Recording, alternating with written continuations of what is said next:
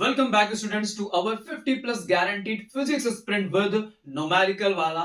मैं बात कर रहा हूं 50 प्लस केवल इन जस्ट थ्योरी की। अभी तक मैंने कोई प्रैक्टिकल्स के नंबर नहीं ऐड किए। Get it? तो आज हम कवर करने जा रहे हैं the most confusing chapter electromagnetic induction को। बट डोंट वरी, आज के बाद ये आपके स्ट्रॉन्गेस्ट चैप्टर में शामिल हो जाएगा। बोर्ड्स में इस चैप्टर से आपको ठीक ठाक मार्क्स मिल जाते हैं, लेकिन जो सबसे ज्यादा आप गलतियां कर जाते हो वो करते हो डायरेक्शंस में, वो करते हो साइन कन्वेंशन में। But I will remove your all confusion permanently today. Are you getting my points? तो चलिए स्टार्ट करते हैं। तो इस चैप्टर को हमने ब्रेक डाउन किया है कुछ पार्ट्स में। पहले पार्ट में हम सीखने वाले हैं कॉन्सेप्ट का टर्म, यानी उसमें हम कौन से ब्रेक डाउन करेंगे, कौन कौन से कॉन्सेप्ट होते हैं, क्या डायरेक्शंस के लिए फॉर्मूले होने चाहिए, क्या रूल यूज है, वो सारी चीजें। फिर पार्ट 2 में हम सीखेंगे बोल्ड पैटर्न के क्वेश्चंस को, कैसे कैसे क्वेश्चंस हमें बोल्ड पैटर्न में देखने को मिलते हैं। उसके बाद पार्ट 3 में हमने आपके रैपिड रिवीजन के लिए कुछ न्यूमेरिकल्स दी हैं जिन्हें आप घर पे प्रैक्टिस करोगे और सारी कंफ्यूजंस को हमारे साथ ही फिनिश कर दोगे। Get it? तो चलिए स्टार्ट करते हैं सीधे नेक्स्ट पार्ट पे। आइए, तो सबसे पहला हमारे पास है law, Faraday law. What is the Faraday law? तो फैराडे लॉ क्या होता है? whenever the magnetic flux linked with a closed circuit changes an EMF and hence a current is induced in it, which lasts only so long as the change in flux taking place. This phenomena is called electromagnetic induction. क्या बात समझ में आई?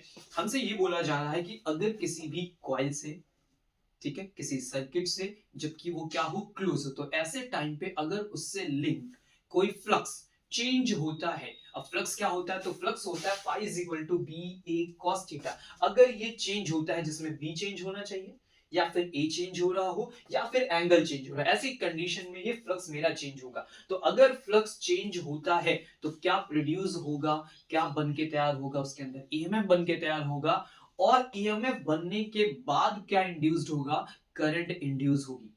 अब आगे बात बोली गई कि ईएमएफ और करंट तभी तक इंड्यूस होते हैं, तभी तक उसके अंदर उनका प्रोडक्शन होता है, जब तक आपका फ्लक्स चेंज होता रहता है। जब तक आपका फ्लक्स चेंज होता रहता है, जैसे ही फ्लक्स का चेंज बंद, तुरंत ही ईएमएफ जीरो हो जाएगा और उसी टाइम पे करंट का भी रिजल्ट क्या हो जाएगा? जीरो हो जाएगा। क्या बात सबको समझ में आ गई?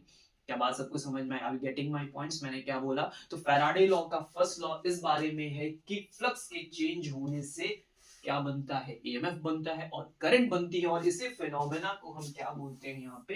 Electromagnetic induction. सिंपल। क्या बात सबको समझ में आ गई? Are you getting my points? तो क्या क्या चीजें चेंज होनी चाहिए फ्लक्स को चेंज करने के लिए? मैग्नेटिक फील्ड आप वेरिएट कर सकते हैं, या फिर आप एरिया वेरिएट कर रहे हो, या फिर आप एंगल वेरिएट कर रहे हो। एंगल वेरिएट करने का मतलब क्लॉकवाइज कॉइल को रोटेट कर लो या एंटी क्लॉकवाइज कॉइल को रोटेट कर लो। क्या बात समझ गए? इन तीनों में से किसी भी तरह का कोई भी चेंज अगर होता है तो ऐसी कंडीशन में आप ईएमएफ बना पाएंगे। और अगर सर्किट आपका क्लोज है, कॉइल आपकी क्लोज है, तो आप करंट का भी प्रोडक्शन कर पाएंगे। Get it? क्लियर हो गया? बढ़ते हैं अगले पे। ठीक है, तो अब नेक्स्ट हमारा कौन सा लॉ है? तो हमारा नेक्स्ट लॉ है फैराडेज सेकंड लॉ। फैराडे का सेकंड लॉ क्या है? चलो ध्यान से देखते हैं। The magnitude of the induced EMF in a circuit is equal to the time rate of change of magnetic flux. क्या बोला? द मैग्नीट्यूड मतलब सेकेंड लॉ इस बारे में है कि कितना अमाउंट ऑफ ईएमएफ हम इंड्यूस कर पा रहे हैं। पहला लॉ किस बारे में था? कि ईएमएफ बनेगा। कब बनेगा? जब फ्लक्स का चेंज होगा। हमने बताया कि क्या चेंज होने से किस चीज का प्रोडक्शन होता है। अब हम सेकेंड लॉ में इस बारे में बात कर रहे हैं कि how much amount gonna be produced. क्या बात समझिए? कितना बन रहा है। तो EMF is equal to minus d phi by dt, यानी change of flux with respect to time। अब देखो यहाँ पे नेगेटिव सिंबल आया है जिसमें हम बहुत ज्यादा कंफ्यूज होते हैं और गलतियां करते हैं। तो क्या है negative symbol? Negative sign indicate that EMF जो अभी इंड्यूस हुआ है opposes d phi by dt। वो क्या करता है? फ्लक्स के चेंज का अपोज करता है। टाइम के साथ जो आपका फ्लक्स चेंज हो रहा होता है वो उसका क्या करता है? अपोज करता है। चलो इस बात को थोड़ा अच्छे से समझते हैं। टाइम देते देखो, मैंने आपसे बोला कि अगर आपको फ्लक्स में किसी तरह का कोई भी चेंज प्रोड्यूस करना है तो आप तीन क्वांटिटीज पकड़ लो। मैग्नेटिक फील्ड पकड़ लीजिए, एरिया पकड़ लीजिए और एंगल पकड़ लीजिए। बेसिक, बस आप फ्लक्स को देखो। ठीक है, तो अपोज का मतलब क्या? फॉर एग्जांपल मैंने मैग्नेटिक फील्ड को यहां पर इंक्रीज करना शुरू किया, ठीक है। जैसे ही मैं मैग्नेटिक फील्ड को इंक्रीज कर रहा हूं तो देखो क्या फ्लक्स में चेंज हो रहा है, वेरी गुड। अब इस फ्लक्स के चेंज का अपोज कौन करेगा, ईएमएफ। तो ईएमएफ क्या ट्राई करेगा कि जो मैग्नेटिक फील्ड इंक्रीज हो रही है वो किसी तरह से डिक्रीज हो जाए। अगर आपने मैग्नेटिक फील्ड को इनसाइड लगा रखा है इंक्रीजिंग ऑर्डर में, तो वो क्या करेगा, अपोजिट डायरेक्शन आउटसाइड ऑर्डर में लगा के उसे डिक्रीज करने की कोशिश करेगा। सेम एज इट इज, मान लेते हैं कि किसी रीजन से आपके कॉइल का एरिया इंक्रीज हो रहा है, तो ऐसी कंडीशन में ये ईएमएफ क्या ट्राई करेगा कि उसे डिक्रीज कर दिया जाए। सेम एट दैट टाइम, अगर आपने angle that is the theta, अगर आप कॉइल को रोटेट कर रहे हो, फॉर एग्जांपल आप रोटेट कर रहे हो क्लॉकवाइज, ठीक है, तो वो कोशिश करेगा कि उसे एंटी क्लॉकवाइज कर दे। अगर एंटी क्लॉकवाइज रोटेट कर रहे हो तो वो उसे क्लॉकवाइज रोटेट करने की कोशिश करेगा, ठीक है। दिस आर दी बेसिक्स, ये हमारे फैराडे लॉ का बेसिक है। क्या बात समझ में आ रही है मैं क्या कह रहा हूं, क्लियर हुआ सबको। ये अपोज करेगा जिस भी रीजन से चेंजेस आए, गेट इट, आगे बात समझ में क्लियर हुआ, ओके।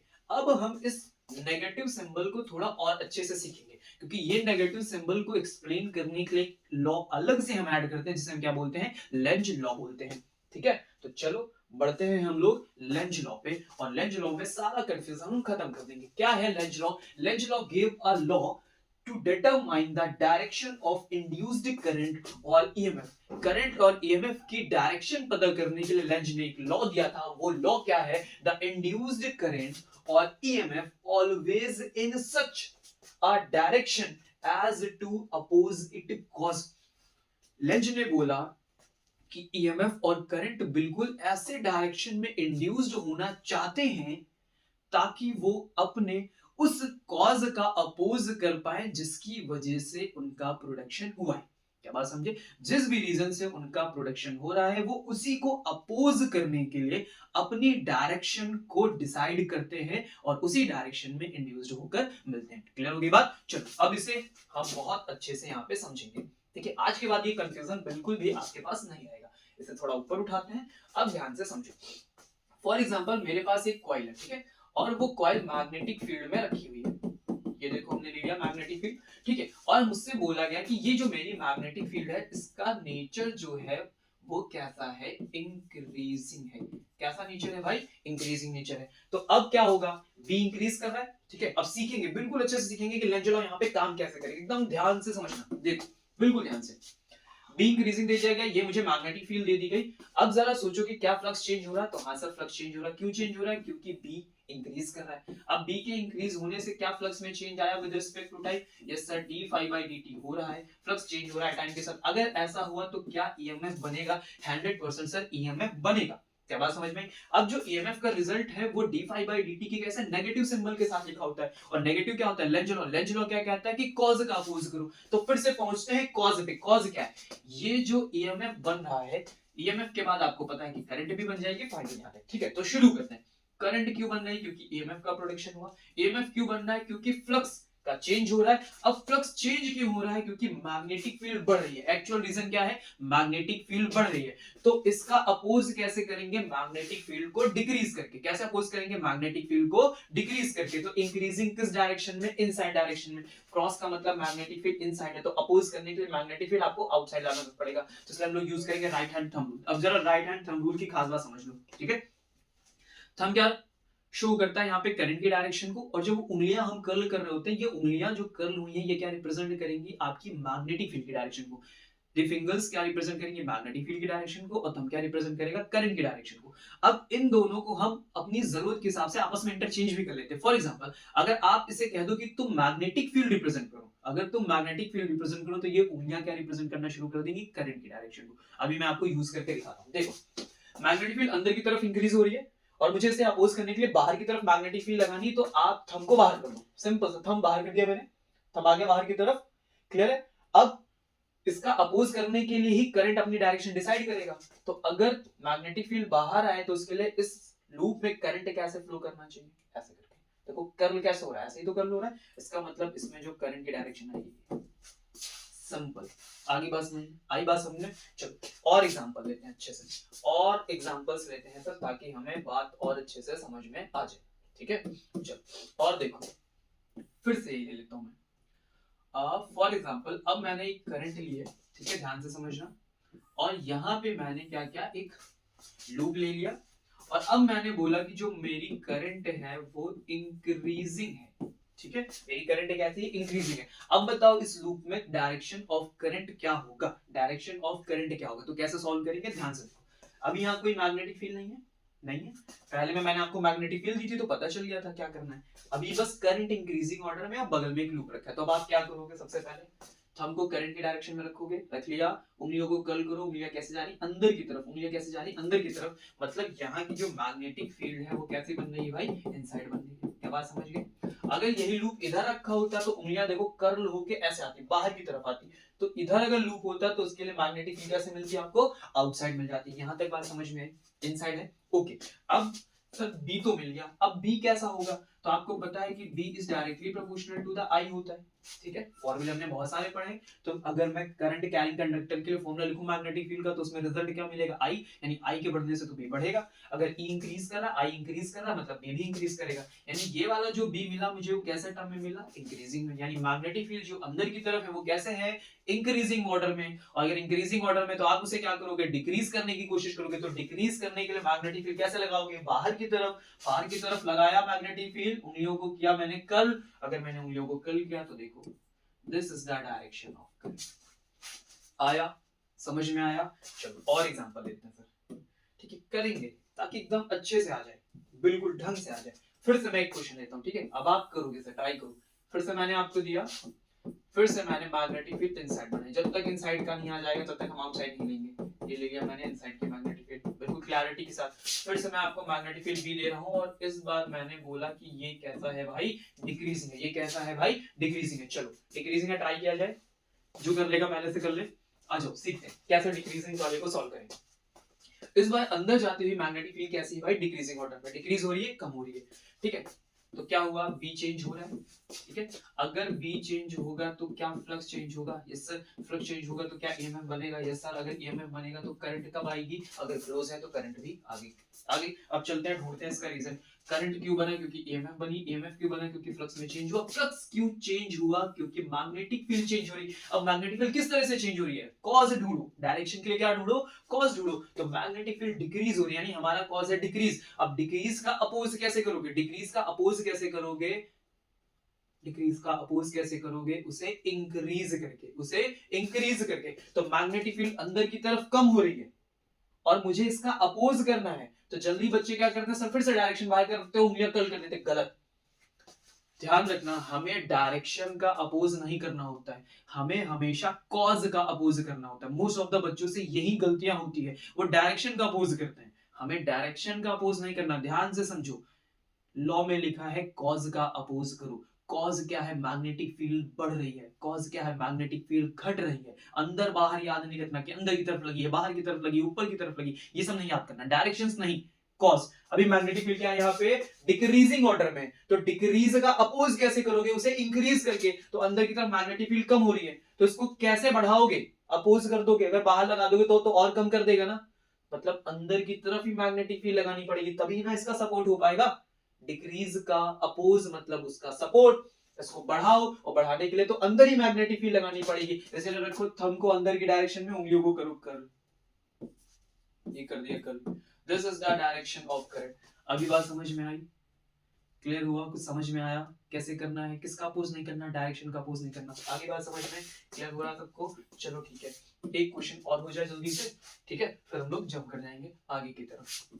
और क्या क्वेश्चन पूछते हैं, तुम्हें ऐसे कॉइल दे देंगे, ठीक है, ऊपर से तुम्हें एक मैग्नेट दे देंगे, ये दे दिया नॉर्थ पोल, ये दे दिया साउथ पोल, क्या है भाई गिर रहा है, बताओ what is the direction of current, what is the direction of current inside. तो ये वाला क्वेश्चन तुम्हें आने के लिए, ये वाला क्वेश्चन तुम्हें आने के लिए, जब भी magnet north pole south pole इस तरह की चीजें मिले, ठीक है, तो तुमको ये रूल पता हो, कौन सा रूल पता हो भाई, क्लॉक रूल पता हो, कौन सा रूल पता हो, क्लॉक रूल पता हो। तो ये बना दिया नॉर्थ, ये बना दिया साउथ, ठीक है, नॉर्थ के दोनों एंड्स पकड़ के ऐसे घुमाओ, तो ऐसे घूमने की कोशिश करना, मतलब ऐसे करंट होगी तो नॉर्थ पोल बनेगा, ऐसे करंट होगी तो क्या बनेगा, नॉर्थ पोल बनेगा, जिसे एंटी क्लॉकवाइज बोलते हैं। इसको पकड़ के ऐसे घुमा दो, ठीक है, दोनों एंड्स पकड़ो, घुमाओ, जिधर दोनों घूम जाएं उसी डायरेक्शन में अपनी करंट बना दो। ये कौन सा हो गया भाई, क्लॉकवाइज हो गया, समझ गए बात को। तो नॉर्थ पोल साउथ पोल ऐसे पता होना चाहिए। चलो इस क्वेश्चन को सॉल्व किया जाए। ऊपर से नॉर्थ पोल और साउथ पोल देखो साफ साफ दिख रहे हैं, मैग्नेट ऊपर से नीचे की तरफ गिर रहा है, ठीक है। अब मुझे इसमें बताना है कि इंड्यूस्ड करंट क्या होगी, ठीक है। तो जैसे जैसे ये मैग्नेट आएगा, आपको पता है इसकी मैग्नेटिक फील्ड लाइंस कैसे दिखाई देंगी, ठीक है, नॉर्थ से निकल रही साउथ में एंटर कर रही, नॉर्थ से निकल रही साउथ में एंटर, तो जैसे जैसे ये पास आएगा ये फील्ड लाइंस इसको कट करना शुरू करेंगी, और कट करेंगी तो फ्लक्स में चेंज होगा, फ्लक्स में चेंज होगा, ईएमएफ आएगा, करंट आएगा, ये सारी चीजें होंगी, तो फिर तुम क्या कहोगे, चलो अपोज ढूंढते हैं। ठीक है, तो इस तरह के क्वेश्चन में अपोज बड़ा आराम से ढूंढ लोगे, कॉज बहुत आराम से ढूंढ लोगे। देखो इसको कैसे सॉल्व करते हैं, आप देखो कि कौन सा पोल इसकी तरफ आ रहा है, तो आप देख रहे हो साउथ पोल इसकी तरफ आ रहा है। अगर ये मैग्नेट इधर ना है तो क्या फ्लक्स में चेंज होगा, नहीं होगा। तो प्रॉब्लम क्या है, मैग्नेट का आना, मैग्नेट आ रहा है, यही है इसका कॉज। कौन सा पोल तुम्हारे नजदीक है, साउथ वाला पोल तुम्हारे नजदीक है, तो साउथ पोल तुम्हारी तरफ आ रहा है, दैट इज द कॉज, इसी वजह से फ्लक्स में हुआ है चेंज।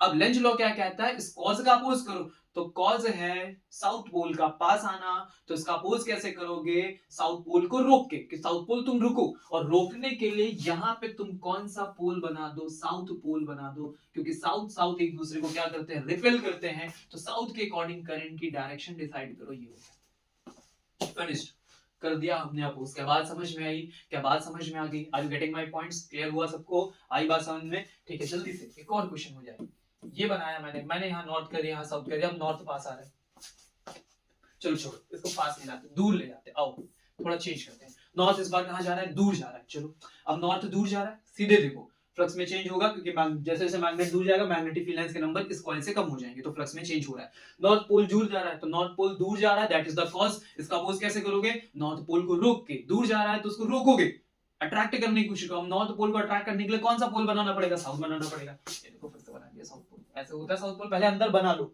बन गया। अब ये होगी करंट की तुम्हारी डायरेक्शन। आया समझ में, सिंपल, क्लियर हुआ, are you getting my points, ठीक है। अब इसी में क्या करते हैं, सेम इसी क्वेश्चन में आपसे पूछ लेते हैं कि ये जो मैग्नेट है, ये जो मैग्नेट है, मैं यहाँ पे पेन जरा चेंज कर लूं तो फिर बात करें, ये जो मैग्नेट है, ठीक है, वो जी से गिर रहा था, acceleration due to gravity small G से गिर रहा था। जब इस क्लोज्ड लूप के पास पहुंचेगा, इस क्लोज्ड लूप के पास पहुंचेगा, इस पॉइंट पे जब वो पहुंचेगा, तो ये जो जी की वैल्यू, उसमें क्या फर्क पड़ेगा, मान लो कि कोई वैल्यू जी डैश है, उसमें क्या फर्क पड़ेगा। तो आपको पता है कि साउथ पोल इसकी तरफ आ रहा, तो यहाँ कॉइल क्या बनाएगा, साउथ पोल ही बनाएगा। अब साउथ साउथ एक दूसरे को रिपेल करेगा ना, तो जब रिपल्शन होगा तो इसकी स्पीड में कुछ चेंजेस होंगे, तो एक्सेलरेशन क्या होना चाहिए, कम हो जाना चाहिए, यानी जो जी डैश की वैल्यू है वो लेस देन हो जानी चाहिए स्मॉल जी। आई बात समझ में, क्या बात समझ में आई, ठीक है। अगर सेम ऐसे यही मान लो मैग्नेट ऐसे क्रॉस करके आगे की तरफ निकला, यहाँ नॉर्थ यहाँ साउथ ऐसे करके, और इस पॉइंट पे भी तुमसे पूछ ले कि मान लो क्रॉस करके जा रहा है, अब बताओ जरा जी की वैल्यू क्या है, तो क्या होगा भाई, देखो नॉर्थ पोल यहाँ से दूर जा रहा है, नॉर्थ पोल को रोकने के लिए नीचे की तरफ कौन बनेगा, साउथ पोल बनेगा, तो साउथ पोल इसको क्या करेगा, ऊपर खींचने की कोशिश करेगा, जब ऊपर खींचेगा तो फिर से जो जी डैश की वैल्यू होगी वो जी से कम होगी, यानी हर बार जी की वैल्यू कम हो जाती है।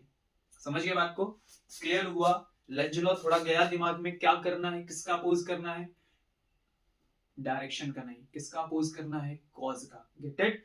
चलो तो अब हम तैयार हैं बोर्ड के क्वेश्चंस को लेने के लिए, ठीक है, आई वी आर रेडी। तो हम क्वेश्चंस लेंगे, तो बोर्ड पैटर्न के क्वेश्चंस हमारे सामने लिखे हुए हैं और हम इन्हें स्टार्ट करेंगे, सॉल्व करेंगे, साथ में हाथ में कॉपी पेन उठा लो भाई, ठीक है, अच्छे से। तो अब मैं ले लेता हूं यहाँ पे कोई बढ़िया सी पेन, ओके चलो। पहला क्वेश्चन, स्टाइल देखो यहाँ पे लिखा मैंने, स्टाइल में डिवाइड कर दी कि कैसे कैसे क्वेश्चंस बन सकते हैं। तो डायरेक्शन ऑफ इंड्यूस्ड करंट, ठीक है, तो यदि पूछेंगे इंड्यूस करंट की डायरेक्शन बताओ, 1 से 2 मार्क्स में आपको ये क्वेश्चन मिल जाएगा। चलो पहला क्वेश्चन पढ़ते हैं, What is the direction of induced current in metal rings 1 and 2? एक मेटल रिंग तुम्हारी 1 है, एक मेटल रिंग तुम्हारी 2 है, और तुम्हें इसमें बताना है कि कैसे होगा। अब देखो करंट इधर फ्लो करे, this is the arrow current का। अब यहाँ क्या लिखा, when current is increasing, current किस ऑर्डर में है, इंक्रीजिंग ऑर्डर में। चलो करंट बढ़ रही है, ठीक है, क्लियर हो गया सबको, करंट बढ़ेगा तो मैग्नेटिक फील्ड बढ़ती रहेगी, आई जितना बढ़ेगा मैग्नेटिक फील्ड उतना बढ़ेगा। तो अब इन दोनों में पता करना, तो कैसे पता करोगे, सबसे पहले मैग्नेटिक फील्ड देखो। चलो थंब को रखो करंट की डायरेक्शन में रखा, देखो ये रखा थंब को करंट की डायरेक्शन में, नीचे वाली कॉइल के लिए उंगलियों को कर्ल करो, तो नीचे वाली कॉइल के लिए उंगलियां कैसे जा रही, अंदर की तरफ, यानी यहाँ के लिए मैग्नेटिक फील्ड ऐसे क्रॉस में बन रही है, ठीक है। अब ऊपर वाली में कॉइल में भी तो देखना है, तो उंगलियों को कर्ल करो, और ये देखो इस कॉइल के सामने मेरी उंगलियां अंदर से बाहर की तरफ आ रही,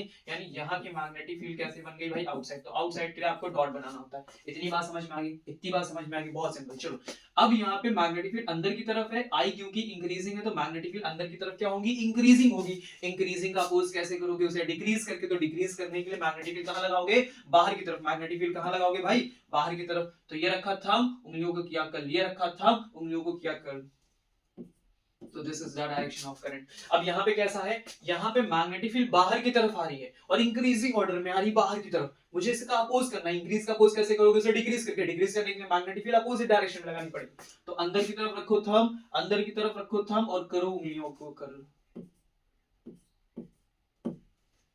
सिंपल आया, समझ में आया, बहुत सिंपल था, क्लियर हो गया। चलो आगे बढ़ते हैं। ठीक है, जो बता रहा हूं बिल्कुल ध्यान से देखना, ठीक है। तो एकदम चीजें बहुत अच्छे से तुम्हें आ ही जाएंगी, गारंटी के साथ आ जाएंगी। अगला क्वेश्चन देखो। ये एक सोलेनॉइड है, ये कॉइल है, इंड्यूस करंट मुझे बतानी है। अब इस सोलेनॉइड में करंट देखो, ये है करंट, ये करंट यहां से जा रही है, ठीक है, और फिर नीचे की तरफ ऐसे आई है, ठीक है। तो इसका मतलब ये करंट यहां से गई होगी तो ऐसे रोटेट करते हुए गई होगी। कैसी बात समझ में? तो अब आपके सामने ऐसे समझो कि सामने ऐसे करके एक सोलेनॉइड है जिसमें वायर ऐसे करके घूम रहा है, ठीक है। तो अब देखो जो करंट का मूवमेंट है, कॉइल में करंट का मूवमेंट कैसा है, ऐसे इस तरह से घूम रहा है। आपके सामने देखो करंट ऐसे करके घूम रही है, ठीक है। तो तुरंत इसे तुम अपने वॉल की तरफ लगा लो, ऐसे करके, ठीक है। ये ऐसे करके घूम रहा है, देखो समझना मेरी बात को, ऐसे करके इस तरह से करंट घूम रही। अब बताओ कौन सा पोल बनेगा, इस तरह से करंट घूम रही, कौन सा पोल बनना होगा यहाँ पे। तो चलो चेक करें। तो देखो एन रखो, देखो एन ही ऐसे घूमेगा, मतलब इस तरफ कौन सा पोल है, नॉर्थ पोल का बिहेवियर। तो दूसरी तरफ किस पोल का बिहेवियर होगा, साउथ पोल का। यानी एक तरह से समझो ये क्या है, मैग्नेट है। क्या है, एक मैग्नेट। इधर नॉर्थ पोल है, इधर साउथ पोल है, और इसको हम इस तरफ लेके आ रहे हैं, इस तरफ लेके आ रहे हैं, यानी एनएस मैग्नेट को इधर ले आ रहे हैं। अब तो बहुत सिंपल हो गया सॉल्व करना। भाई नॉर्थ पोल तुम्हारे क्लोज आ रहा है, नॉर्थ पोल तुम्हारे क्लोज आ रहा है, तो इसका अपोज करोगे, पास आने से रोकोगे। तो रोकने के लिए कौन सा पोल बनाओगे जो उसे रोक सके, तो नॉर्थ को रोकने वाला पोल कौन सा होगा सर, नॉर्थ ही होगा। तो ये देखो कॉइल के अंदर हमने बना दिया नॉर्थ पोल। अब नॉर्थ पोल में करंट कैसे घूमेगी, तो पता है सर हमें, करंट ऐसे घूमेगी। हो गया induce current, simple. Are you getting my points? समझना ही पड़ेगा, और कोई ऑप्शन है नहीं। आ रहा समझ में, क्लियर हुआ? चलो क्वेश्चन नंबर थर्ड। अब क्वेश्चन नंबर थर्ड की कहानी क्या है जरा समझो। मैग्नेटिक फील्ड मुझे दी है, और इस बार मुझे मैग्नेटिक फील्ड कैसे गिवन की गई है, यूनिफॉर्म गिवन की गई है। कैसे गिवन की गई है, यूनिफॉर्म मैग्नेटिक फील्ड, ठीक है। इस बार क्या है कि पहले एक मुझे सर्कुलर लूप, समझना ध्यान से, ये जो सर्कुलर लूप के अंदर आपको एक लूप दिख रहा है ऐसा मेस्ड सा, है ना, अजीब सा। तो पहले हमारे पास एक एरिया था, कुछ ऐसे था, इस लूप का कोई एरिया था, ये देखो ऐसे ए बी सी डी इस तरह से था, ठीक है। और फिर हमने इसको नीचे की तरफ और ऊपर की तरफ खींचना शुरू किया, जिससे ये क्या हुआ, एक सर्कुलर लूप में कन्वर्ट हो गया। तो अब बताओ कि इसमें करंट की डायरेक्शन क्या हुई। क्वेश्चन समझ में आया? पहले कुछ ऐसा था मैसा, और फिर उसको खींच के सर्किल में कन्वर्ट किया। तो अब बताओ मैग्नेटिक फील्ड में सॉरी क्या होगा, करंट क्या बन के आएगी। तो चलो देखो क्या हुआ इस बार। फ्लक्स का फॉर्मूला लिखो पहले, B A cos theta. B तो यूनिफॉर्म रख दिया मैंने, किसी तरह का कोई मूवमेंट नहीं, तो थीटा भी क्लोज है। अब देखो क्या बदल रहा, एरिया बदल रहा। अगर एरिया बदलेगा तो क्या फ्लक्स बदलेगा, 100% बदलेगा। अब एरिया क्या हुआ है, इंक्रीज हुआ है। एरिया क्या हुआ है, इंक्रीज हुआ है। तो एरिया के इंक्रीज को ईएमएफ क्या करेगा, अपोज करेगा, रोकने की कोशिश करेगा। अब जो तुम्हारे पास एरिया है, ठीक है, अब जो तुम्हारे पास एरिया है, ईएमएफ उसे कम तो वापस कर नहीं देगा, पर अपोज करेगा, ठीक है। तो हम क्या करते हैं, इसी एरिया के अपोज को शिफ्ट कर देते हैं कि भाई एरिया का अपोज करना है। तो एरिया का अपोज कैसे करोगे, उसमें तो तुम डायरेक्शन देख नहीं पाओगे। तो एरिया के अपोज का डायरेक्शन हम सीधे सीधे मैग्नेटिक फील्ड को दे देते हैं। कैसा करो, अपोज तो करना है, फ्लक्स तुमको करना है कम। तो एरिया की जगह तुम मैग्नेटिक फील्ड हमारा कम कर दो। क्या कम कर दो, मैग्नेटिक फील्ड कम कर दो। एरिया को कम करने ज्यादा करने से कोई डायरेक्शन तो बनेगी नहीं तुम्हारे पास, समझ गए। तो क्योंकि तुम्हें करंट की डायरेक्शन बनानी है तो हम तो घुमाना ही पड़ेगा। तो इसलिए हम कहते हैं एरिया का अपोज करने की जगह तो मैग्नेटिक फील्ड का अपोज कर दो। क्या बात समझ में आई? ठीक, देखो ऐसे एरिया बढ़ता जा रहा, बढ़ता जा रहा, बढ़ता जा रहा, तो फ्लक्स बढ़ता जा रहा है, क्योंकि मैग्नेटिक फील्ड्स के नंबर्स बढ़ते जा रहे हैं, है ना। एरिया बढ़ रहा है तो ज्यादा फील्ड लाइंस इसके अंदर होंगे। देखो पहले सिर्फ इतने ही फील्ड लाइंस नंबर्स को कट करी थी, जब ये पूरे सर्किल में कन्वर्ट हो गया तो ये वाली भी फील्ड लाइंस इसको कट करने लगी। मतलब बी भी तो बढ़ गया, एक ए के बढ़ने से बी बढ़ गया। तो बी का क्या करो, अपोज करो। तो बी कहां लगा हुआ है सर, अंदर की तरफ लगा है। तो बी का अपोज करने के लिए हमको कहां रखना पड़ेगा, बाहर रखना पड़ेगा। और फिर कर दो उंगलियों को कल, जो उंगलियां कल करी तो डायरेक्शन दौड़ के आ गई। सिंपल। चलो ओके, नेक्स्ट क्वेश्चन। एक और क्वेश्चन आपके लिए यहाँ पे हमने बना के रखा है, चलो ये भी कर लेते हैं अच्छे से, फिर आगे बढ़ चलेंगे हम लोग। इसमें क्या हुआ है, बहुत सिंपल है। क्वेश्चन में पूछा गया पोलैरिटी ऑफ अ कैपेसिटर। ये यहाँ पे ए और बी कैपेसिटर लगाया और इसमें पोलैरिटी पूछना है, थोड़ा अलग टाइप का क्वेश्चन है, ठीक है। इसमें क्या करना है ध्यान से देखो। ये नॉर्थ पोल साउथ पोल हम इसे क्लोज लेके आ रहे हैं, ठीक है। आप तो सीख ही गए होंगे।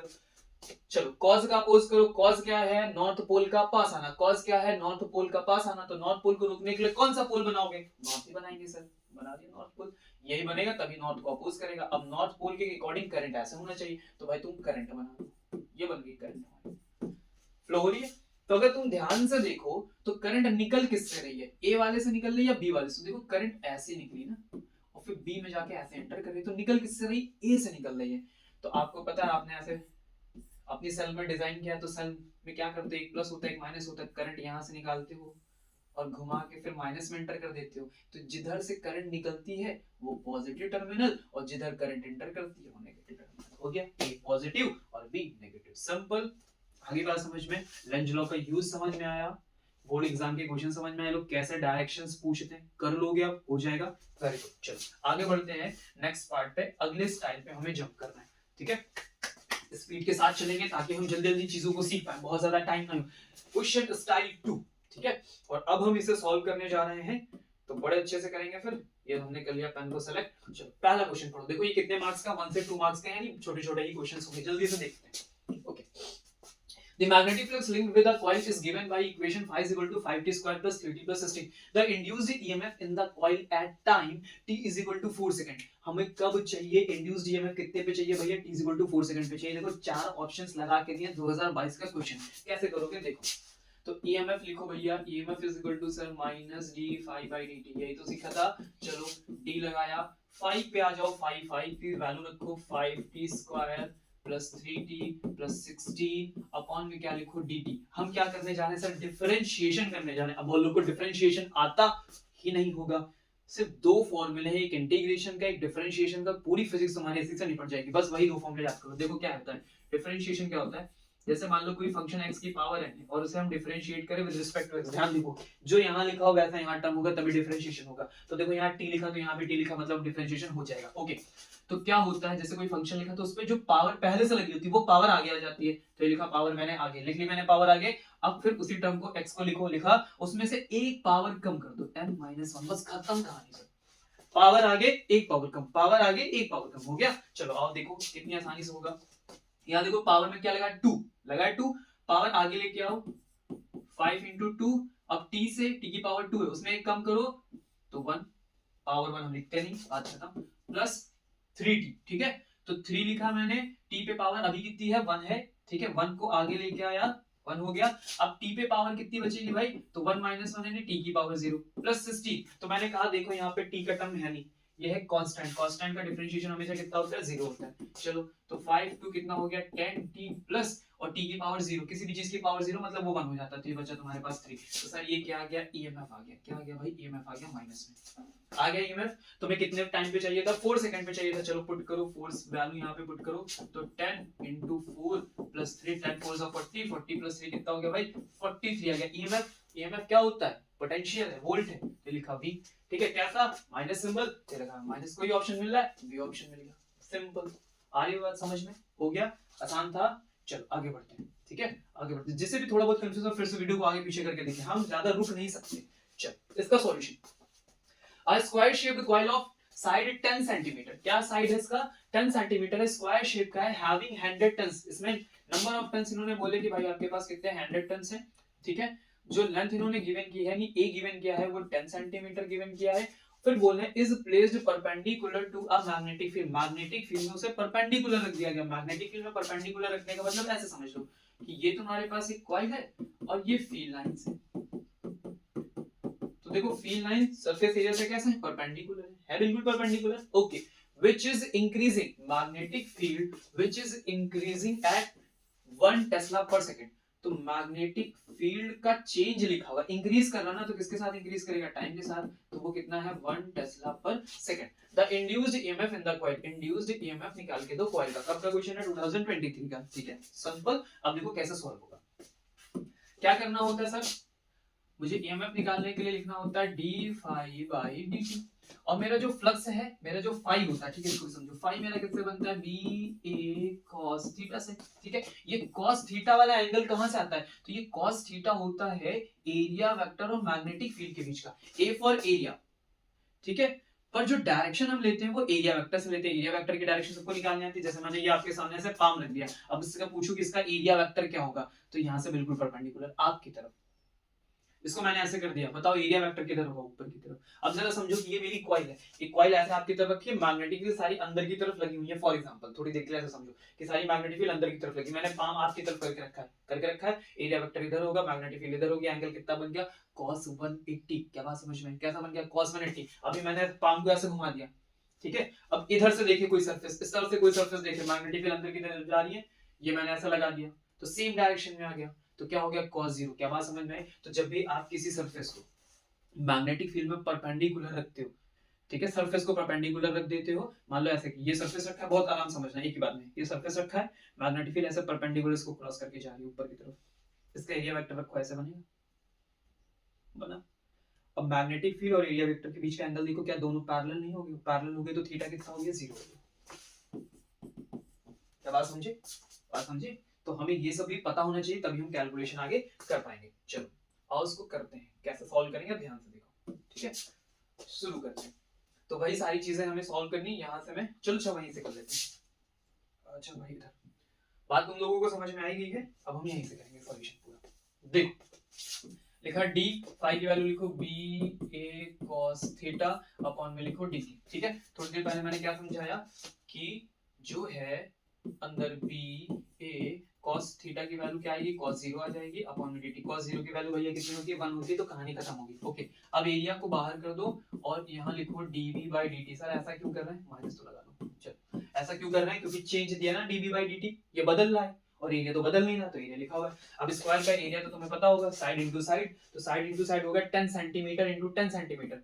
अब लिखा मैंने 10 इंटू 10 सेंटीमीटर, सेंटीमीटर सेंटीमीटर दो बार आया तो उसे कन्वर्ट करोगे मीटर में, कन्वर्ट करोगे क्या आएगा 10 की पावर -4। आई बात समझ में, सेंटीमीटर 1/100, 1/100 को लिखोगे 10 की पावर -2, तो ये बात दो बार लिखनी पड़ेगी, तो -2 क्या हो गया -4 हो गया। फिर इंटू dv/dt, dv/dt कितना दिया है आपको 1 दिया है, तो ये लिखा मैंने 1 यहाँ पे। क्या बात समझ में, ये लिखा मैंने यहाँ पे माइनस। आ रहा बात समझ में, क्लियर हो रहा सबको। तो 10 और 10 कितना हो गया भाई 100, 100 को क्या लिखोगे 10 की पावर 2, ये लिखा मैंने 10 की पावर -4, ये मैंने लिखा हुआ है 1। अब जरा -4 और -2 में कितना बचेगा, तो माइनस का 10 टू द पावर -2। क्या बात समझ में आई, देखो +2 -2 कितना बचा -2 बचा। यहाँ तक सबको बात समझ में क्लियर हुआ, ये रिजल्ट यहाँ तक सबको दिखाई दे रहा है कि हम लोगों ने क्या वैल्यूज पुट की, कैसे वैल्यूज पुट की है, हो गया वहां तक, यहाँ तक सब लोग पहुंचे, क्लियर हो रही सबको बात, किसी को कोई समस्या परेशानी नहीं ना, ठीक है। तो हमने ये रिजल्ट निकाला 10 टू द पावर -2, ठीक है, यहाँ तक आ गए, ये क्या आ गया v आ गया, सब लोग डन है, कोई समस्या परेशानी नहीं। अब जरा ध्यान से देखो, मुझे और क्या गिवन था, नंबर ऑफ टन्स, ठीक है, तो ये रिजल्ट आया 1 का। अगर मुझे नंबर ऑफ टन्स दे दी जाते तो मुझे उससे भी क्या करना पड़ता, मल्टीप्लाई करना पड़ता। तो सर एक स्टेप हम आगे और बढ़ेंगे, यानी यही पूरा फॉर्मूला बदल जाएगा मल्टीप्लाई n से, ठीक है। जब n दिया हो तो n से हमेशा क्या करना होता है, मल्टीप्लाई करना। तो n कितने हैं भाई 100, जो रिजल्ट आया उसको मल्टीप्लाई कर दो 10 की पावर -2। तो ये क्या लिखा है 100, 100 मतलब क्या होता है 10 की पावर 2, तो 10 की पावर 2 10 की पावर -2 आपस में कैंसिल आउट हो जाएंगे। जीरो ना लिख देना प्रभु, जीरो मत लिख देना, प्लस माइनस, ठीक है। तो रिजल्ट फाइनल क्या बचेगा 1 बचेगा, तो -1 वोल्ट है कोई ऑप्शन 1 वोल्ट का, 1 वोल्ट का कोई ऑप्शन है, option number D, that's it answer. आगे बात समझ में, माइनस नहीं लगा कोई बात नहीं, उन्होंने मैग्नीट्यूड बोला है तो मैग्नीट्यूड लिखा हुआ है, माइनस सिंबल डायरेक्शन रिप्रेजेंट करता है। अभी ने कहना सर कुछ भी माइनस लगेगा तो सभी गलत हो गए, नहीं, ठीक है, मैग्नीट्यूड मैच करो। माइनस के साथ अगर लिखा होता मान लो दो ऑप्शन होते हैं, एक 1 वोल्ट लिखा होता, एक -1 वोल्ट लिखा होता, तुम कौन सा करते, -1 वोल्ट वाला करते, समझ गए बात को, ओके चलो।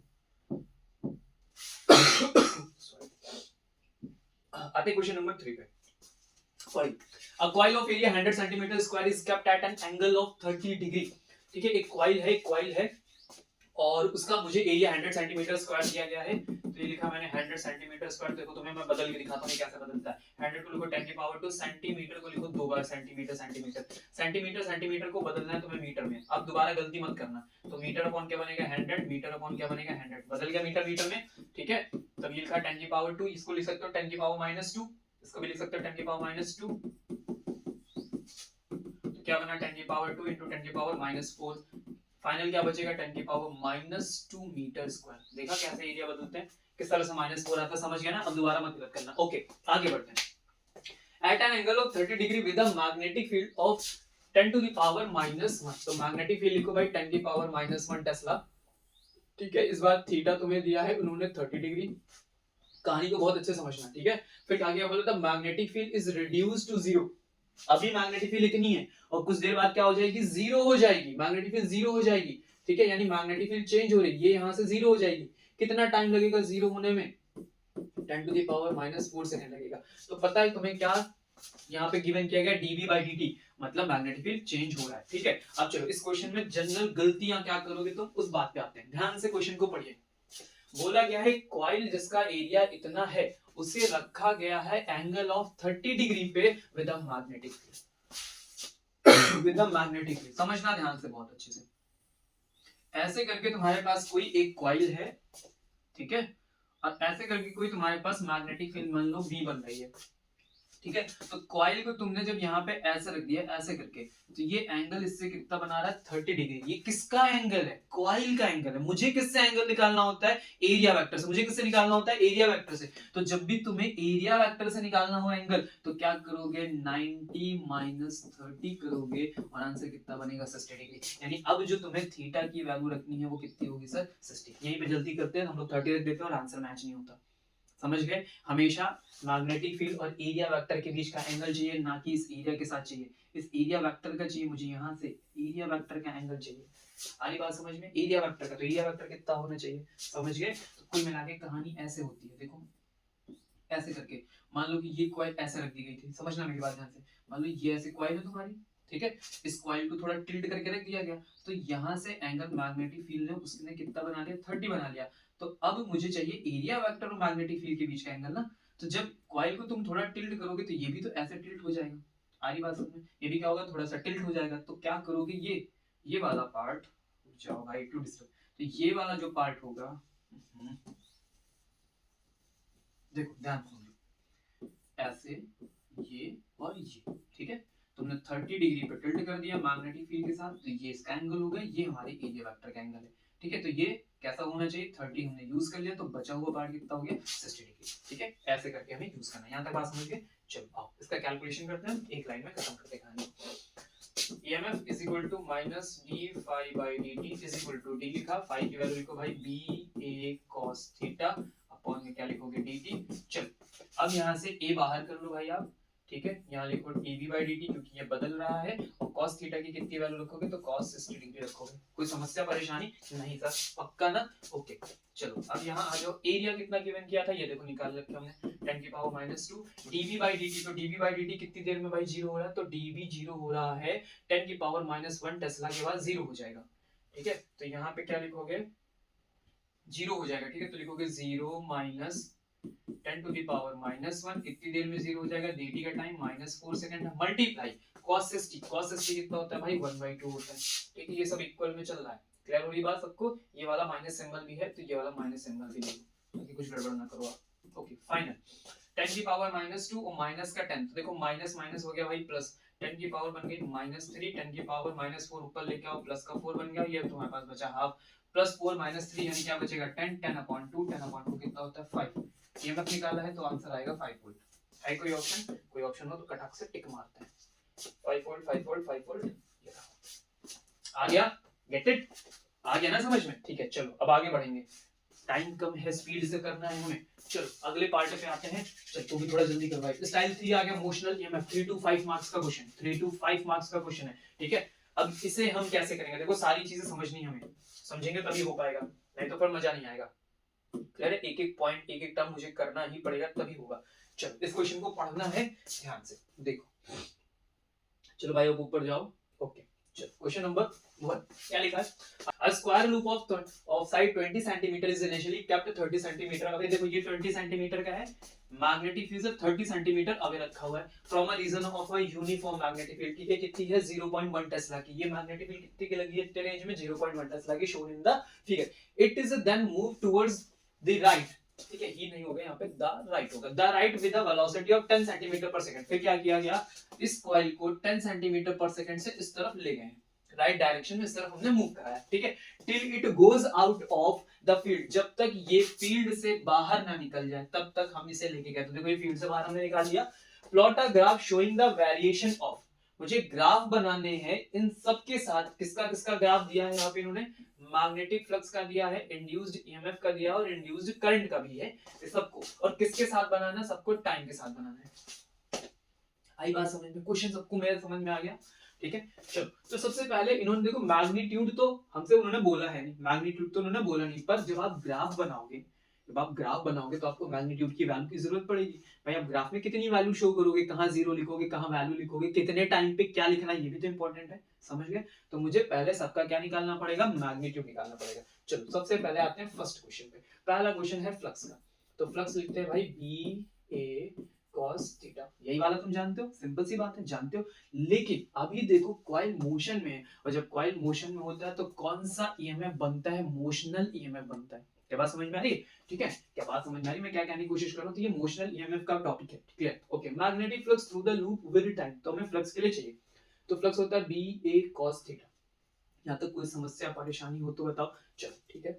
मैग्नेटिक फील्ड कितनी बोली उन्होंने, तो मैग्नेटिक फील्ड है भाई 0.1 टेस्ला की। एरिया तुम्हारे पास कितना है 20 सेंटीमीटर का, तुम्हारे पास है क्या, स्क्वायर है, तो 20 इंटू 20 कितना हो गया भाई 400 हो गया, और -4 लगा दिया। अभी मैंने सिखाया है, गलत मत करना, cos थीटा, तो भाई तुम इसके अंदर आओगे तो ये परपेंडिकुलर रहेगा, एरिया वेक्टर, और दोनों परपेंडिकुलर हो तो हम ले लेते हैं भाई cos 0, ठीक है।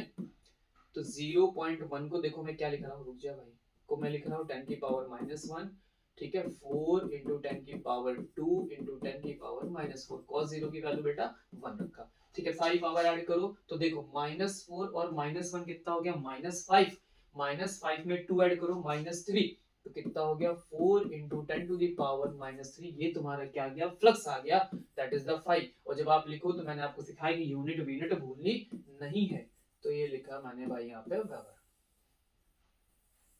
क्या यहाँ तक बात समझ में आ गई, सबको क्लियर हुआ यहाँ तक, गेट इट, ओके। तो पहला आंसर हमने निकाल लिया, चले दूसरे आंसर को निकाला जाए। यहीं पे सारा मैग्नीट्यूड यहीं कैलकुलेट करेंगे। दूसरा क्या भाई, इंड्यूस्ड ईएमएफ चाहिए, तो ईएमएफ निकालते हैं -d∅dt से। और मैंने अभी क्या बताया कि यहाँ का जो ईएमएफ है वो बी cos थीटा से आप ना कैलकुलेट करो, आप किससे कैलकुलेट करोगे, वो रिजल्ट किस में कन्वर्ट हो जाएगा, BLV, क्योंकि यूज हम कर रहे हैं मोशनल ईएमएफ, तो ये फॉर्मूला यूज होगा, ठीक है। तो बी की वैल्यू कितनी दी है, 0.1 दी है। कितना लेंथ है आपके पास, 20 सेंटीमीटर का लेंथ है, तो आप यहाँ 20 सेंटीमीटर लिखो, तो 20 इंटू 10 को क्या होगा -2। किस वेलोसिटी से मोशन कर रहे हो, 10 सेंटीमीटर पर सेकंड से कर रहे हो, ठीक है। तो 10 सेंटीमीटर पर सेकंड है, तो सेंटीमीटर को फिर से बदल दो 10 की पावर -2, ठीक है। चलो आ जाओ, पूरा कैलकुलेशन। 0.1 को मैंने क्या बोला, 10 की पावर -1 लिख लो सर। 20 इंटू देखो 20 और ये 10, तो बन जाएगा 200, 200 को मैंने लिखा 10 की पावर 2 इंटू 10 की पावर -2 कितना हो गया भाई, -4 हो गया।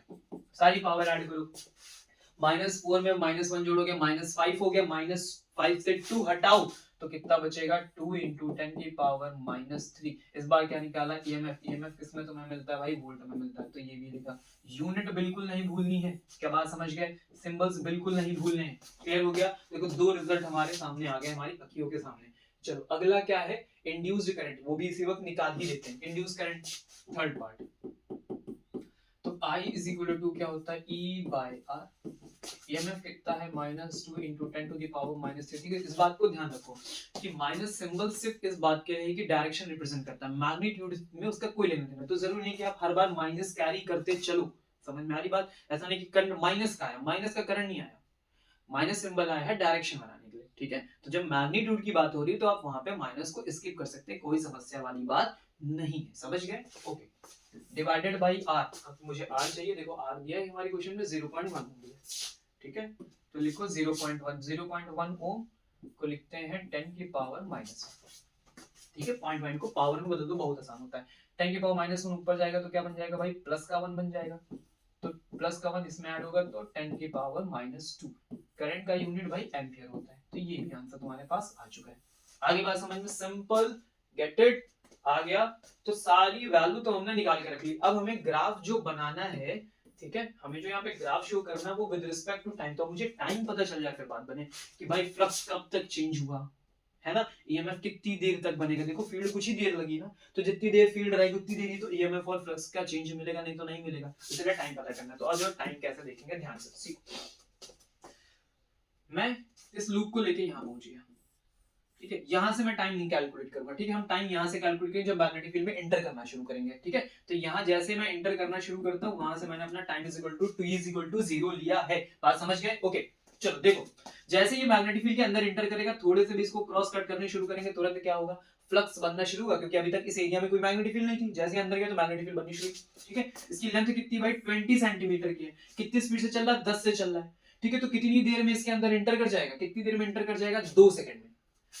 20 सेंटीमीटर लेंथ है, 10 सेंटीमीटर से भाग रहा है, तो 1 सेकंड में 10 एंटर हुआ, अगले सेकंड में फिर से 10 एंटर हो गया। तो इसके अंदर एंटर करने में, इस लूप को अंदर एंटर करने में कितना टाइम लगा भाई? t इक्वल टू 2 सेकंड लगा, ठीक है। तो 2 सेकंड तक देखो थोड़ी थोड़ी मैग्नेटिक फील्ड इसके अंदर आती जा रही थी, आती जा रही थी। तो जब ये पूरा एंटर हुआ तो पूरी मैग्नेटिक फील्ड अंदर आ गई। यानी जब तक ये अंदर आ रहा था तब तक फील्ड बढ़ रही थी, फील्ड चेंज हो रही थी। जब तक फील्ड चेंज हुई तब तक क्या बनेगा? फ्लक्स बनेगा। क्या बनेगा? फ्लक्स बनेगा। जब तक फ्लक्स बनेगा तब तक क्या बनेगा? ईएमएफ बनेगा। t is equal to 2 second पे। अब जरा उसके बाद देखो ये कितनी डिस्टेंस का है? 80 सेंटीमीटर की डिस्टेंस का है। तुम 10 सेंटीमीटर पर सेकंड की स्पीड से भाग रहे हो, तो 10 से 80 डिवाइड कर दो, कितना बचेगा? 8 सेकंड, यानी 8 सेकंड तुम इसके अंदर रह पाओगे, ठीक है। तो 2 सेकंड हमने एंटर करने में लगा दिए। अब बाकी के बचे हुए 6 सेकंड जो है, यानी 2 से लेके बाकी 8 सेकंड, इसमें देखो क्या किसी तरह का कोई चेंज होगा? हम अंदर घूम रहे हैं इसके अंदर, क्या मैग्नेटिक फील्ड में कोई चेंज होगा? पूरी मैग्नेटिक फील्ड ऑलरेडी हम पे लग चुकी है, यूनिफॉर्म है। अब फ्लक्स का चेंज बंद हो जाएगा अगले 6 सेकंड के लिए, और जब फ्लक्स का चेंज बंद हो जाएगा तो किसी तरह का कोई भी ईएमएफ नहीं बनेगा। क्या बात समझ में आई? अब जैसे ही आपकी कॉइल यहां पहुंचेगी, ठीक है, ऐसे करके मान लो, ऐसे, ठीक है, अभी तक कुछ नहीं हुआ। अब जैसे ये थोड़ा सा बाहर निकलना शुरू होगी, मैग्नेटिक फील्ड के नंबर कम होने शुरू हो जाएंगे। जैसे जैसे कॉइल ऐसे से बाहर जाएगी, बी कम होगा। जब बी कम होगा तो फिर से फ्लक्स में चेंज आएगा। जैसे ही फ्लक्स में चेंज आएगा फिर से ईएमएफ बनना शुरू होगा। तो इस कॉइल को बाहर जाने में कितना समय लगेगा? जितना समय सर अंदर आने में लगेगा, यानी अगला 2 सेकंड और लगेगा। तो यहां से लेके 2 सेकंड, यानी पूरे 8 सेकंड इसके अंदर की एंट्री, और 2 सेकंड बाहर जाने के, यानी पूरा 10 सेकंड। तो टाइम पूरा जो मेरा यूज होगा वो 10 सेकंड का यूज होगा। कहानी समझ में आई? कहानी समझ में आ गई सबको? ठीक है। तो पहले 2 सेकंड हमने लिया है एंट्री करने में, इस 2 सेकंड में मेरा फ्लक्स चेंज हुआ है तो मेरा ईएमएफ बनेगा। इसके बाद t इज इक्वल टू अगले जो 6 सेकंड है, जब हम इसी के अंदर हैं, इनसाइड हैं, ठीक है, तो ऐसी कंडीशन में फ्लक्स में कोई चेंज नहीं हो रहा, तो फ्लक्स का चेंज है 0, तो ईएमएफ का प्रोडक्शन भी क्या रहेगा भाई? 0 रहेगा। अगले 2 सेकंड फिर से लिए हमने, और वो हमने वहां से बाहर जाने में लिए, ठीक है। तो इसको मैं लिख लेता हूँ एग्जिट करने में लिए। जब एग्जिट करोगे तो फिर से फ्लक्स चेंज होगा और फिर से क्या बनेगा? ईएमएफ बनेगा। क्या बात समझ में आ गई? क्या बात समझ में आ गई? चलो आ जाओ ग्राफ बनाते हैं सबके जल्दी से। चलो आ जाओ ग्राफ बनाया जाए ना। यहाँ लिखा मैंने फ्लक्स, यहाँ मैंने लिखा टाइम, ठीक है। इसको थोड़ा सा नीचे रखो ताकि सब दिखे। ओके, तो ये हमारी कहानी है पूरी, ठीक है। तो हमारा जो फ्लक्स का रिजल्ट है वो कब बनना शुरू हुआ? जैसे ही हम उसके अंदर एंटर करना शुरू हुए तो 0 से अगले 2 सेकंड तक हमारा फ्लक्स जो है बनेगा। तो जितना भी बना सब वो 2 सेकंड के अंदर बन गया। ये हो गया हमारे 2 सेकंड। फिर 2 सेकंड के बाद फ्लक्स में कोई चेंज नहीं आएगी, फ्लक्स कांस्टेंट चलेगा, ठीक है। तो कब तक चलेगा? अगले 6 सेकंड। अगले 6 सेकंड का मतलब ये 8 सेकंड पे 6 और जोड़ोगे तो 8 सेकंड हो गया। 8 सेकंड के बाद हम वहां से बाहर जाना शुरू हुए। ये देखो अगले 2 सेकंड हमने एग्जिट किया है, तो अब मेरा फ्लक्स क्या हो गया? 0 हो गया। धीरे धीरे कम होता गया, जब पूरा बाहर आओगे तो क्या हो जाएगा? 0 हो जाएगा, ठीक है। तो ये कौन सा टाइम हो गया भाई? 10 सेकंड का टाइम हो गया। इसको थोड़ी ग्राफ को और बढ़ा देते हैं, रुक जाए यार, ठीक है। क्लियर होगी? चलो यहाँ वैल्यू मेंशन कर देंगे अभी हम लोग, जो हम लोगों ने वैल्यू निकाली थी। देख लेते हैं कितना फ्लक्स बना था हमारा। और यहाँ पे 4 × 10 की पावर -3 का रिजल्ट आया था, ठीक है। यहाँ मेंशन कर देंगे, क्या लिखोगे? 4 × 10 to the power -3। ओके, ये पहला ग्राफ हो गया। चलो दूसरे ग्राफ क्या हुआ? ये वाले से बनाएंगे। अगला किसके साथ ग्राफ बनाना है आपको भाई? तो अगला ग्राफ हमारा था ईएमएफ का, ठीक है। ईएमएफ का ग्राफ था। चलो जरा ध्यान से देखो, सब कुछ मैच करना है। ईएमएफ जो है मेरा कब तक बनेगा? जब तक फ्लक्स का चेंज होगा। तो ध्यान से देखो, फ्लक्स का चेंज 0 से 2 सेकंड के बीच में हुआ है, ठीक है। 0 से 2 सेकंड के बीच में हुआ है मेरा, तो फ्लक्स इसमें बना है। बना कैसे? बढ़ा है, इंक्रीज हुआ है। तो जब मेरे d phi by dt d∅/dt का चेंज कैसा है, पॉजिटिव है, इंक्रीज हुआ इंक्रीज। और जब मैं ईएमएफ का फॉर्मूला लिखता हूं तो ईएमएफ में आगे माइनस लगाता हूं, तो ये माइनस और ये प्लस, फाइनल क्या देगा, माइनस देगा। यानी मेरा जो रिजल्ट है ईएमएफ का वो नेगेटिव बनना चाहिए। तो जब तक फ्लक्स चेंज हुआ एक ही रेट से चेंज हुआ, इसलिए ईएमएफ भी मेरा क्या चलेगा, कांस्टेंट चलेगा। तो देखो मैं रिजल्ट यहाँ नेगेटिव साइन से उठाऊंगा, कितनी देर के लिए लेके चलूंगा, अगले 2 सेकंड के लिए, ठीक है। तो ये 2 सेकंड के लिए मुझे ईएमएफ मिला है कितना, 2 × 10⁻³ का ईएमएफ मिला है। क्या बात समझ गए। अब अगले 2 से 8 सेकंड में फ्लक्स कांस्टेंट हो गया, तो जब फ्लक्स कांस्टेंट हो गया तो मेरा ग्राफ इस पे वैरी करेगा, एस पे चलेगा 0, ठीक है। तो अगले 8 सेकंड तक इसका रिजल्ट है 0, और अगले 8 सेकंड के बाद मेरा ग्राफ गिरना शुरू नहीं, फिर से फ्लक्स में चेंज आया, और जब फ्लक्स में चेंज आएगा तो फिर से ईएमएफ बनेगा। वही रेट था जिस रेट से हम चल रहे थे उसी से चल रहे हैं, जिस रेट से इंक्रीज हुआ था उसी रेट से डिक्रीज हो रहा है, तो इसलिए दोबारा आंसर आएगा। लेकिन इस बार d∅ का रिजल्ट जो है वो पॉजिटिव ना होके क्या है, नेगेटिव है, क्योंकि डिक्रीज हो रहा है। नेगेटिव नेगेटिव आपस में क्या कर देंगे, पॉजिटिव कर देंगे। इस बार जो मैं यहाँ पे रिजल्ट शो करूंगा वो यहाँ पे बनाऊंगा, सेम अमाउंट, कितनी देर के लिए, अगले 2 सेकंड के लिए, तो ये हो गया 10, ठीक है। ये वैल्यू भी वापस कितनी है, तो ये वैल्यू भी है आपकी 2 × 10⁻³ समझ गए। तो this is the graph of किसका भाई, ईएमएफ का ग्राफ बन गया, ठीक है। अब तुम्हें करंट का ग्राफ बनाना तो बहुत सिंपल, ठीक है। करंट कैसे बनेगी भाई, जितनी देर के लिए तुम्हारा ईएमएफ उतनी देर के लिए करंट, तो जिस डायरेक्शन में ईएमएफ उसी डायरेक्शन में करंट, तो कुछ सोचना नहीं है, सेम ऐसा ग्राफ बना दो, ठीक है। बस वैल्यू देख लो कितनी है, ये हो गया 2, ये हो गया 8, ये हो गया 10, ठीक है। ये हो गई करंट आपकी, और ये हो गया आपका टाइम, ठीक है। सब जगह टाइम लिखना भाई, बिना टाइम के मेंशन नहीं करोगे। वैल्यू देखिए कितनी करंट की, 2 × 10⁻² लिखी हुई है, तो इधर भी 2 × 10⁻², और यहाँ पे भी 2 × 10⁻²। आगे बात समझ में, सिंपल क्लियर हो गया। तो ये थे हमारे ग्राफ। इस तरह का क्वेश्चन आपको मिलेगा, तो ये क्वेश्चन हमारे लॉन्ग क्वेश्चन है, तो 3 मार्क्स में मिल जाएंगे, या फिर इस तरह के क्वेश्चन 5 मार्क्स में मिल जाएंगे। समझ गए बात को, समझ गए। चलो इसी से रिलेटेड एक और क्वेश्चन कर, एक और हो जाए, ठीक है। अब तो क्या लिखा है इस क्वेश्चन में, पढ़ते हैं। A metallic rod of length L, capital L, is rotated with angular frequency of omega, angular frequency of omega with one hinged, ठीक है, एक साइड में हिंज किया गया, फिक्स कर दिया गया है at the centre, centre side में, and the other end at the circumference, और उसका अदर एंड सर्कमफेरेंस पे, ऐसे समझो। ये है मेरे पास एक रॉड, और उसे सेंटर की तरफ में ऐसे हिंज किया गया है, और फिर इसे ऐसे सर्कुलर पाथ में क्या कर रहे हैं, हम रोटेट करा रहे हैं। किस से रोटेट करा रहे हो भाई, आप ओमेगा से रोटेट करा रहे हो, ठीक है। ओके, अब सर्कुलर मेटालिक रिंग, एक सर्कुलर मेटालिक रिंग है यहाँ पे, ठीक है, ऐसे करके बना लेता हूँ, ऐसे मान लो, ठीक है। और उस सर्कुलर मेटालिक रिंग की रेडियस क्या है, L, तो इसकी भी लेंथ क्या होगी, L होगी, ठीक है। About an axis passing through the centre, एक एक्सिस यहाँ से ये ऐसे पास कर रहा है, कहां से, सेंटर से, तो ये एक्सिस ऐसे दिखेगी, इस एक्सिस के अबाउट ही क्या करना है, ऐसे गोल गोल घूम रहा है, ठीक है। Through the centre and the perpendicular to the plane of the ring, उसने बोल दिया। A constant and uniform magnetic field B parallel to the axis is present everywhere, तो ये कह रहा है कि एक्सिस ऐसे गई है और इसी के पैरेलल पूरे में मैग्नेटिक फील्ड लगी, तो लगा दो पूरे में पैरेलल वाली मैग्नेटिक फील्ड, तो क्रॉस अंदर जाती है, हमने मैग्नेटिक फील्ड लगा दी, ठीक है। कोई दिक्कत, समस्या, परेशानी, यहां तक क्वेश्चन समझ में आ गया। ओके, आगे deduce the expression for the EMF between the centre and the metallic ring, मुझे इस मेटालिक रिंग, ये मेटालिक रिंग और इस ये सेंटर, इसके बीच में कितना ईएमएफ इंड्यूस होगा वो कैलकुलेट करके देना है, ठीक है। तो ये बात समझ गए, क्वेश्चन समझ गए सब लोग, ये मुझे कैलकुलेट करके देना है, ठीक है। सब ध्यान से समझना, यहाँ जो ईएमएफ बनेगा वो फ्लक्स के चेंज की वजह से बनेगा, सब कुछ पता है, लेकिन इस बार तरीका क्या है, मोशन का। तो ये कौन सा हो गया, मोशनल ईएमएफ की कहानी हो गई। मोशनल ईएमएफ की कहानी में तुम जानते हो कि हम फॉर्मूला जो यूज करेंगे वो यूज करेंगे BLV, यही रिजल्ट आप यूज करोगे, ठीक है। तो हम डायरेक्ट कैसे इसको यूज करेंगे वो मेरी बात ध्यान से समझ। देख, इसको सॉल्व करने के लिए हम लोग क्या करते हैं, जहां से वो हिंज है, ठीक है, उस पॉइंट से देखो मैं इसको थोड़ा साफ करता हूँ, बहुत आसान होता है, थोड़ा सा याद कर लो बस। यहां से r डिस्टेंस पे, कितने डिस्टेंस पे, r डिस्टेंस पे एक छोटा सा dx कट करो, ठीक है, क्योंकि जो भी ईएमएफ आएगा वो इस रॉड में आएगा, क्योंकि इसी के इलेक्ट्रॉन मूव करेंगे, जब इलेक्ट्रॉन एक तरफ से दूसरी तरफ मूव करते हैं तो पोटेंशियल अपने आप ही डिजाइन हो जाता है, इसको बोलते हैं हम लोग dr। अब सारा ईएमएफ इसमें देखेंगे कि इस dr लेंथ में कितना ईएमएफ आया है, और इसी बात को फिर हम पूरा क्या कर देंगे, इंटीग्रेट कर देंगे। क्या बात समझ में आई, समझ गए, ठीक है। उस फॉर्मूले में हमें पहुंचना है, ठीक है। ओके, तो जब मुझे इस फॉर्मूले में पहुंचना है तो मुझे v की कुछ वैल्यू रखनी पड़ेगी। भाई v मुझे पता ही, मान लो मैग्नेटिक फील्ड तो पता है, मान लो b हो गया, लेंथ उसकी l हो गई, ये भी पता है, पर v नहीं पता। तो उस v के लिए यहां से जुगाड़, ठीक है। अब जरा समझो, v और ओमेगा के बीच में velocity, linear velocity, omega angular velocity, उसके बीच में रिलेशन होता है v is equal to r omega. क्या होता है भाई? v is equal to r omega, जिसे हम यहाँ पे यूज करेंगे, ठीक है। तो इस छोटे से dr पार्ट के लिए, इस छोटे से dr पार्ट के लिए ईएमएफ देखो, तो d phi is equal to d phi का टर्म हम यूज कर रहे हैं, ठीक है।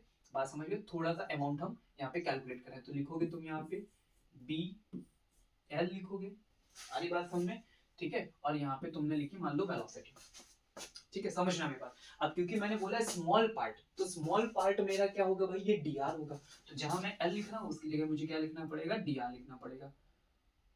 चलो मैं एक सेकंड, b v और ये लिखा मैंने dr। यहाँ तक सबको बात समझ में आ गई? थोड़े पार्ट के लिए ओके। अब मैंने कहा v मुझे यहाँ पे इसके टर्म में लिखना पड़ेगा क्योंकि हम ओमेगा से घूम रहे हैं, तो मैंने लिखा b, यहाँ पे लिखा r ओमेगा और यहाँ पे लिखा dr, ठीक है। ये de की कहानी है। मुझे पूरी रॉड का करना है तो आप क्या करोगे? इंटीग्रेशन कर दोगे, इंटीग्रेशन ईएमएफ ई हो जाएगा। यहाँ का जो इंटीग्रेशन है वो कहां से कहां तक, तो लेंथ तुम्हारी कहां से शुरू हो रही है? 0 से, फाइनल कहां पे खत्म करना है? l। तो लिमिट लगा दो 0 से l तक। b यूनिट बाहर करो, ओमेगा कांस्टेंट है, बाहर हो गया, अंदर क्या बचेगा? r dr, 0 से लेके l तक। क्या इतनी बात समझ में आई? ठीक है, डन। चलो हाफ, यहाँ पे हमने लिखा b ओमेगा, क्लियर है। चलो r इंटीग्रेशन करना हो तो इंटीग्रेशन का भी फॉर्मूला मैं आपको बता देता हूँ। x की पावर n dx का इंटीग्रेशन होगा तो ऐसी कंडीशन में इंटीग्रेशन में n पे एक पावर जोड़ देनी है और जो पावर ऊपर मिले उसी पावर से डिवाइड कर देना, ठीक है। तो r पे भी पावर कितनी है? 1, 1 में 1 जोड़ोगे तो क्या हो जाएगा? 2। तो जो मिले पावर उसी को नीचे लिख दो, ये हो गया सर। लिमिट पुट करनी है 0 से l तक, तो लिमिट पुट करना तो सर बहुत ही आसान होता है। तो लिखा मैंने b ओमेगा, यहाँ जो लिमिट पुट करते हैं तो एक बार l की जगह लिखोगे l स्क्वायर यानी अपर लिमिट, माइनस फिर लिखोगे यहाँ पे लोअर लिमिट, ये लिखा हमने, लिखा। चलो अब क्या करोगे? तो मिलेगा b ओमेगा और यहाँ मिलेगा l स्क्वायर बाई 2, ठीक है। तो उसको थोड़ा अच्छे से लिख लेंगे, तो half b omega l square, ये तुम्हारा है रिजल्ट। आगे बात समझ में? तो ऐसा क्वेश्चन रहेगा, तो ये सारे क्वेश्चन हमारे 3 मार्क्स में, या फिर इसमें कुछ और बहुत थोड़ा 1-2 क्वेश्चन ऐड करते तो 5 मार्क्स में बन के तैयार हो जाता। क्या बात समझ गए? चलो गेट इट। तो हमने ये क्वेश्चन भी कर लिया, तो हमने जितने स्टाइल टाइप ऑफ क्वेश्चन आपको बताए थे वो सारे स्टाइल टाइप्स ऑफ क्वेश्चन हमने क्या कर लिए? कवर कर लिए। तो आपको भी बिल्कुल ऐसे ही मेहनत करनी है, ठीक है। फिर मैंने आपसे वादा किया था कि पार्ट अगला जो होगा, थर्ड होगा, उसके लिए हम आपको कुछ न्यूमेरिकल्स देंगे, ठीक है। तो ये रहा आपके कुछ न्यूमेरिकल्स, इनका जल्दी से स्क्रीनशॉट ले लो। सभी लोग इन न्यूमेरिकल्स का क्या करोगे? स्क्रीनशॉट ले लो। ले लिया? स्क्रीनशॉट लिया? ओके, ठीक है। तो अब थोड़ा सा क्वेश्चन जरा नीचे भी है, उनका भी स्क्रीनशॉट ले लो, ठीक है। एक क्वेश्चन ये नीचे हमने पोलैरिटी वाला भी रखा था, ले लिया? Okay good. तो देखो मैंने बहुत ज्यादा यहाँ डिफिकल्ट क्वेश्चन दे दिए, बेसिक क्वेश्चन दिए ताकि आपकी बेसिक चीजें तैयार हो जाए, है ना। और बाकी अगर आप पढ़ने में अच्छे हो, आपको चीजें समझ में आ रही, तो अब आप क्या करो? पीवाईक्यूज उठा लो और भी बहुत ढेर सारे क्वेश्चन उठा लो, जैसे हम लोगों ने ऑलरेडी पहले बात की थी। क्या बात समझ गए? तो आई होप आज हमने क्या किया है, डायरेक्शंस जितने कॉन्सेप्ट हैं, है ना, मोशनल ईएमएफ हो गया, इन सब के न्यूमेरिकल्स को कवर कर लिया, इन सब की बेसिक चीजों को कवर कर लिया, और बस आपको इतना ही पढ़ना है। इतना पढ़ोगे आपका काम हो जाएगा। 50 प्लस के लिए हमें जाना है, तो 50 प्लस के अकॉर्डिंग हम बात कर रहे हैं। क्या बात समझ गए? आपको और मेहनत करनी तो थोड़ा सा और हस्टल करना पड़ेगा। नेक्स्ट वीडियो में हम लोग मिलेंगे, ठीक है। तो नेक्स्ट वीडियो में हम लोग बात करेंगे म्यूचुअल इंडक्टेंस पे और सेल्फ इंडक्टेंस पे, उससे रिलेटेड न्यूमेरिकल्स पे, उनसे रिलेटेड टॉपिक पे। क्या बात समझ गए? तब तक के लिए मस्त रहें, खाते पीते रहें और जमकर मेहनत करें। Get it? See you, Tata.